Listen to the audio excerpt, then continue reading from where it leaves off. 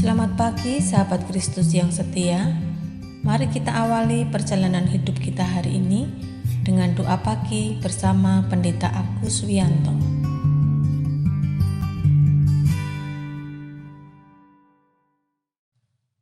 Selamat pagi sahabat Kristus yang setia. Kita bersyukur kalau pagi ini bisa berjumpa lagi dalam doa pagi. Sebelum melanjutkan doa pagi, mari kita bersaat teduh sejenak. Mari kita berdoa. Allah Bapa yang pengasih, kami bersyukur kalau pagi ini dipertemukan lagi dengan para sahabat kami melalui doa pagi. Kami akan mengawali perjalanan hidup kami hari ini dengan merenungkan firman Tuhan. Mohon Tuhan berkenan memberkati kami semua agar kami dapat memahami, menghayati dan melakukan firman Tuhan dalam kehidupan kami setiap hari. Mohon Tuhan juga menolong hamba-Mu yang Tuhan percaya untuk menguraikan firman Tuhan. Kiranya Tuhan mengurapi lidah bibirnya agar hamba-Mu dapat menguraikan firman Tuhan dengan baik dan benar. Dalam nama Tuhan Yesus kami berdoa. Amin. Sahabat, sebelum membaca firman Tuhan, mari kita menyanyikan pujian dari NKB 52, Hai Orang Yang Beriman, yang dipandu oleh sahabat kita dari GKJ Trucuk.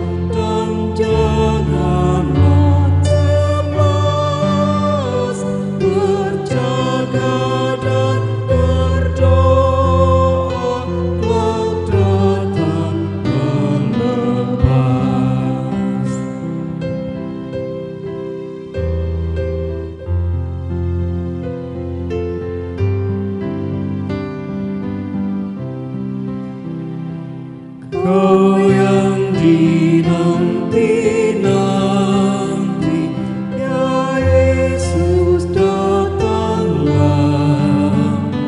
O surya kebenaran, terbit dan naiklah, sambil tunjukkan diri jemaat.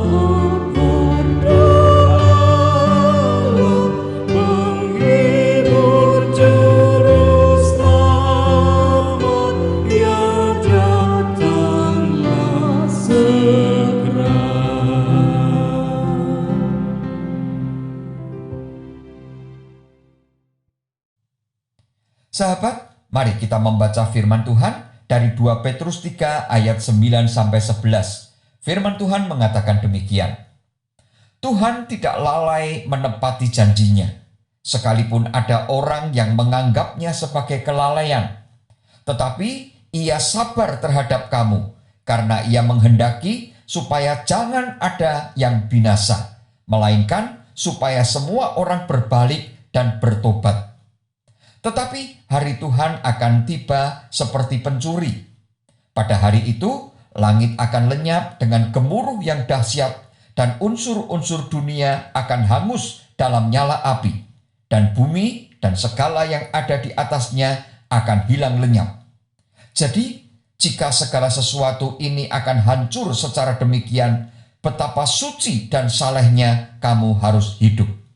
Demikian firman Tuhan. Berbahagialah setiap orang yang mendengarkan firman Allah dan memeliharanya. Maranatha. Sahabat Kristus yang setia, berita tentang kedatangan Tuhan Yesus kembali sudah ada sejak kira-kira 2000 tahun yang lampau. Setelah berjalan selama kira-kira 2000 tahun ini, ternyata tidak terjadi apa-apa. Oleh sebab itu banyak orang yang tergoda untuk menghitung-hitung waktu kedatangan Tuhan Yesus kembali. kapan kira-kira Tuhan Yesus datang. David Meade pernah membuat hitung-hitungan berdasarkan Alkitab tentang kedatangan Tuhan Yesus kembali. Setelah melalui perhitungan yang cukup rumit, akhirnya Meade menyimpulkan bahwa Tuhan Yesus akan datang kembali pada tanggal 23 September 2017. Perhitungan ini juga disampaikan kepada The Washington Post oleh Meade. Ternyata ramalan itu tidak pernah terjadi hingga hari ini. Selain David Meade, ada juga orang lain yang bernama Harold Camping yang juga membuat ramalan dengan menghitung-hitung dari Alkitab. Harold Camping lahir pada tanggal 19 Juli 1921.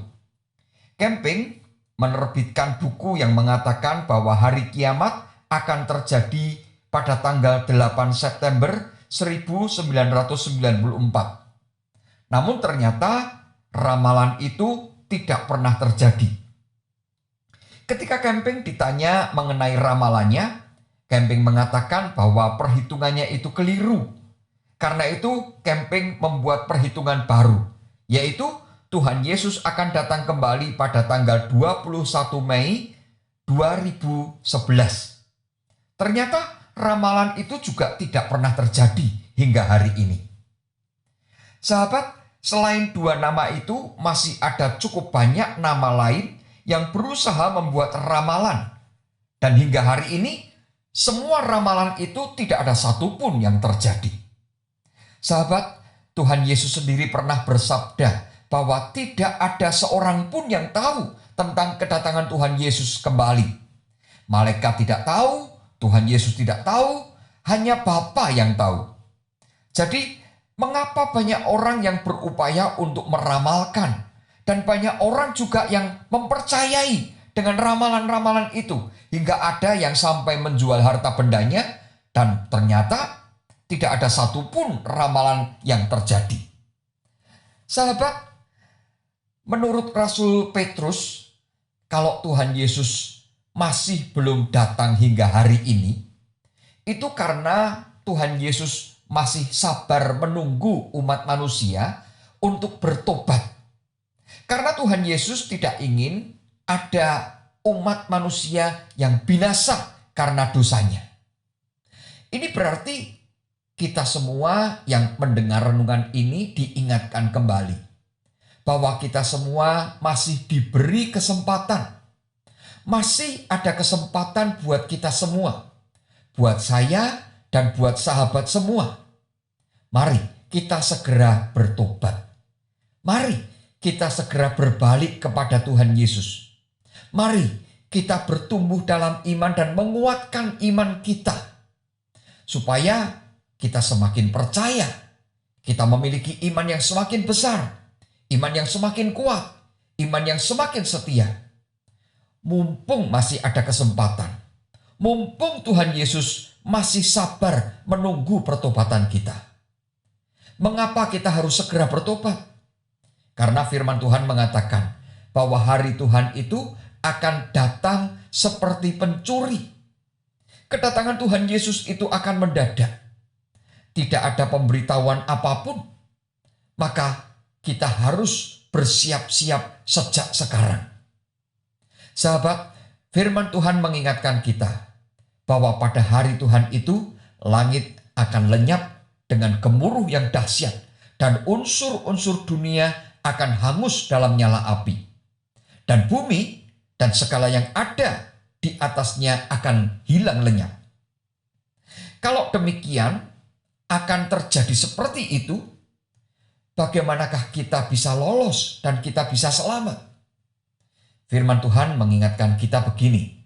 Jadi, jika segala sesuatu ini akan hancur secara demikian, betapa suci dan salehnya kamu harus hidup. Maksudnya, kita harus segera bertobat dan mewujudkan pertobatan itu secara nyata. Kadang ada orang yang katanya bertobat, namun ternyata pertobatannya adalah pertobatan palsu. Menyebut diri sebagai pengikut Tuhan Yesus. namun perilaku dan tutur katanya sama sekali tidak mencerminkan atau bahkan tidak menunjukkan sebagai pengikut Tuhan Yesus. Itulah yang dimaksud dengan pertobatan palsu. Sahabat, firman Tuhan mengingatkan agar kita menjaga kesucian dan kesalehan hidup sebagai wujud pertobatan kita. Bagaimanakah kita menjaga kesucian dan kesalehan hidup itu? Yang pertama, untuk menjaga kesucian hidup. Sahabat, kita memang tidak mungkin menjadi orang suci. Dan maksud ayat ini juga bukan supaya kita menjadi orang suci. Itu tidak mungkin karena kita adalah orang berdosa. Namun setidaknya yang dimaksudkan adalah kita bisa melakukan ini. Jangan biarkan hati dan pikiran kita dikotori dengan segala hal yang jahat. Misalnya, niat untuk menyakiti teman kita, atau membenci teman kita, atau membalas perbuatan teman kita, menyimpan dendam, dan semacam itu. Semua itu akan mengotori hati dan pikiran kita. Maka semuanya itu harus kita buang. Itulah yang dimaksud dengan menjaga kesucian hidup. Yang kedua, untuk menjaga kesalehan hidup. Pertama, kita harus terus membaca, merenungkan, dan memahami firman Tuhan. Melalui firman Tuhan, kita akan senantiasa terhubung dengan Tuhan. Maka, kita harus selalu berupaya untuk mengikuti pemahaman Alkitab. Yang kedua, kita juga harus rajin berdoa untuk menjaga relasi atau persekutuan kita dengan Tuhan melalui komunikasi kita dengan Tuhan dalam doa. Yang ketiga, jangan menjauhkan diri dari pertemuan ibadah kita, seperti misalnya kebaktian atau persekutuan-persekutuan, agar melaluinya kita bisa hidup saling menguatkan. Sahabat, inilah yang dinasihatkan firman Tuhan dalam menantikan kedatangan Tuhan Yesus. Firman Tuhan mengatakan bahwa Tuhan Yesus tidak pernah lalai untuk menepati janjinya. Tuhan Yesus pasti akan datang kembali. Namun Tuhan Yesus masih memberi kesempatan kepada kita untuk bertobat. Maka selagi masih ada kesempatan buat kita, mari kita manfaatkan kesempatan ini dengan baik. Mari kita sambut kedatangan Tuhan Yesus dengan pengharapan yang besar. Tuhan Yesus pasti menyelamatkan kita. Tuhan Yesus memberkati kita semua. Amin.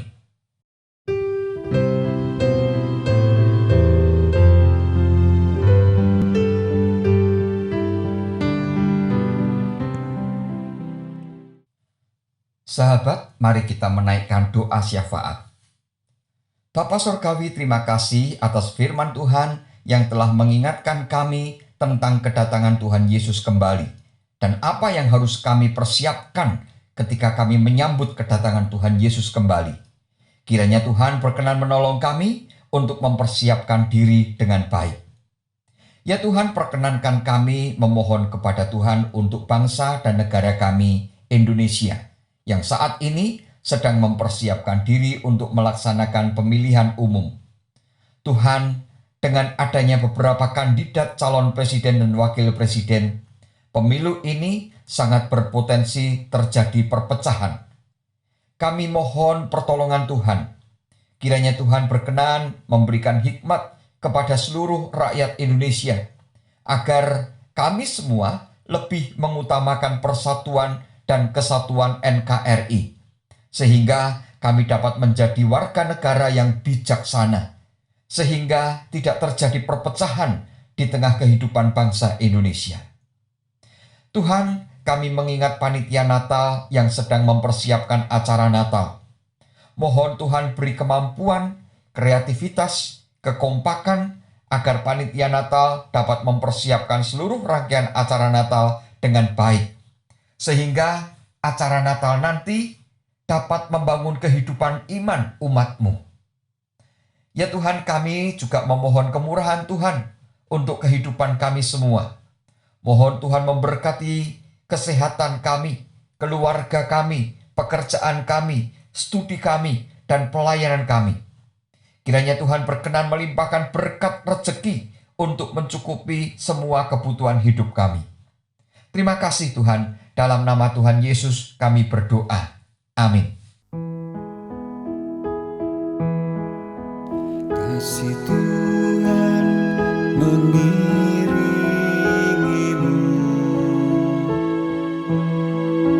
dan sayapnya melindungimu.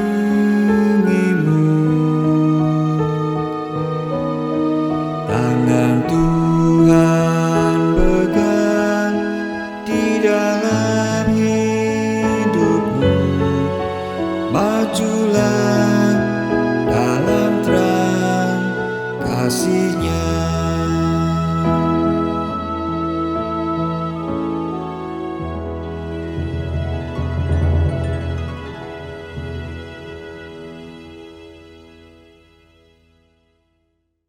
Sahabat, doa pagi telah selesai. Selamat beraktivitas, jaga kesehatan, dan tetap semangat. Tuhan Yesus memberkati kita semua. Amin.